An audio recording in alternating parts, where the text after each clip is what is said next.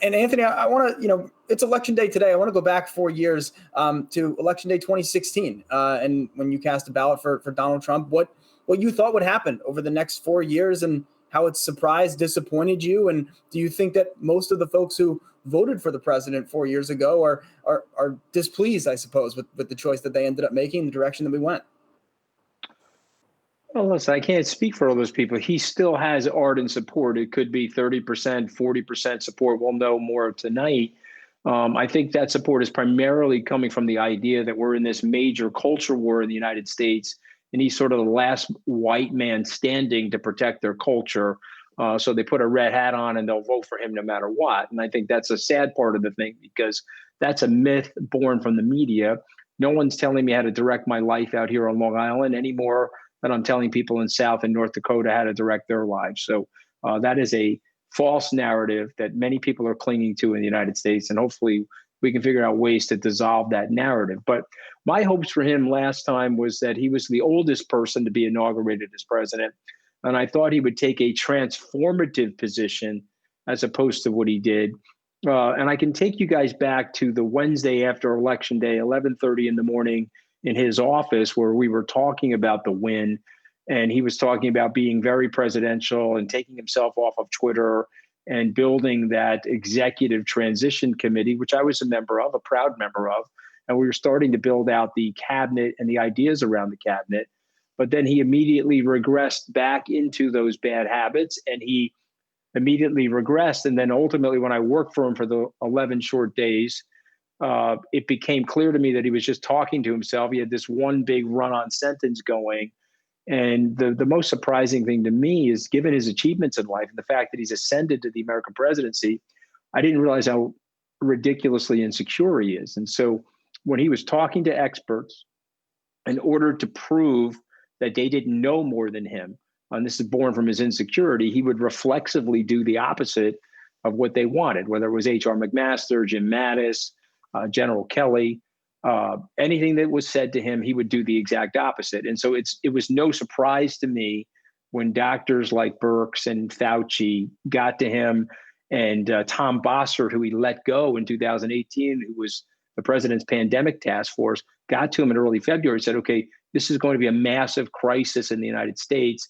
Here's the protocols and the procedures they're adopting in South Korea. This is what we need to do. It's no surprise to any of us that work for him that he wouldn't do that, because he had to show through his personality that he was smarter or better than them, and that he knew more than the epidemiologists, like he knew more than the general. So yes, no, I was disappointed, but I'm a business executive. This is not personal to President Trump. When you are a business executive, you analyze objectively what has gone on, and you say to yourself, okay, this is not working. Imagine all of us were on the board of a publicly traded company. We had two choices, Secretary Clinton, Mr. Trump. We chose Mr. Trump.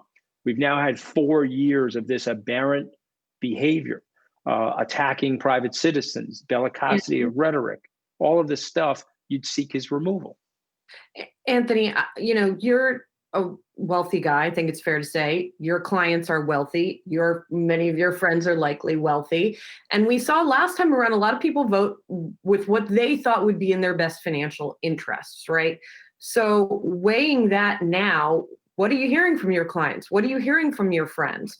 Are they hiding their money in anticipation of higher taxes under a Biden presidency and voting for him? Or are they still voting for President Trump? Well, I think, listen, I mean, a vote is always a personal choice, Julie. I'm sure some of my wealthy clients have voted for President Trump, and they have that self-interest in mind, and some of them are not voting for President Trump. What I would say to both sides is that you have to have the restoration of the institutions of our democracy, and you have to put somebody in that job that respects the rule of law and is not going to use pardon power capriciously or do things to subvert the process at the Justice Department. Because ultimately, what's made the United States the commercial engine that it is that the rest of the world sees great predictability in our legal system and in our contract law. And so when you have somebody at the top that is acting like a wannabe autocrat, that is very destabilizing to business. So whether the taxes are going up or down, the overarching thing for me is the integrity of the system. And so what I would say to somebody is that people do very poorly in autocratic nations. Yes, there's a rim of plutocrats around the autocrat, and there's a lot of kleptocracy for those people, but they, by and large, eliminate meritocracy. And what's made the country so great, and every person on this call, every person in this broadcast has benefited from the diffusion of power at the top and has benefited from a semblance of meritocracy in our country. You know, I grew up in a laborer's family. My dad was a blue-collar worker. He was a crane operator, and I have been able to create some level of financial independence and achieved some level of the arc of the American dream. And so I want that for other people. And so I want that to be fair. We have to figure out a way to even up the system a little more. I'm all about uneven outcomes and so forth, and people should be able to rise to the whatever level of their success that they can match. But I also think we need more equal opportunity in the country. You can't have this uneven education system, this failing infrastructure. We're a better country than this. So we have to work on that, you know, and Mr. Trump wasn't focused on that. It was bellicosity of rhetoric. It was bullying. It was going after democratic leaders of Western nations and praising despots. This is not the nation. It's not a good reflection on America to the world. He made the country sicker.